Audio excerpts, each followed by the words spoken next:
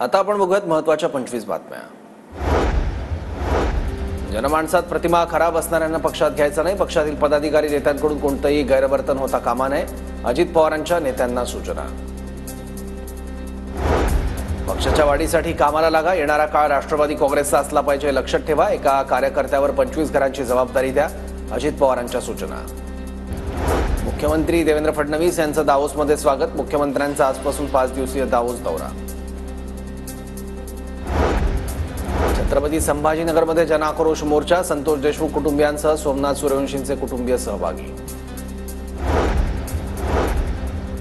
अर्थसंकल्पीय अधिवेशन बॅगा खरेदीवरून वादाच्या भोवऱ्यात सापडण्याची शक्यता। पेनड्राईव्हच्या काळात 82 लाखांच्या बॅगा खरेदीचा निर्णय। विरोधकांकडून सरकारच्या निर्णयावर टीका। संजय गांधी निराधार योजनेनंतर लाडकी बहीण योजनाही बंद होणार। प्रणिती शिंदेंचा दावा। गोंदिया विधानसभा मतदारसंघात काँग्रेसला धक्का। नाना पटोलेंचे खंदे समर्थक आणि जिल्हा काँग्रेसचे महासचिव नीलम हलमारे भाजपत। बुलढाणा जिल्ह्यातील दाभाडीत जीवघेणा दरोडा। दरोडेखोरांकडून डॉक्टरच्या पत्नीची हत्या।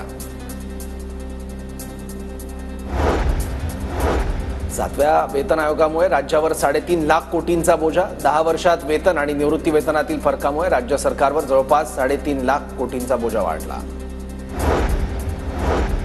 मनीएच घोटाळा प्रकरणी 4 भूखंड 8 सरनिकांवर टाच। आर्थिक गुन्हे शाखेची कारवाई। कोट्यवधी रुपयांचा घोटाळा झाल्याचा अंदाज।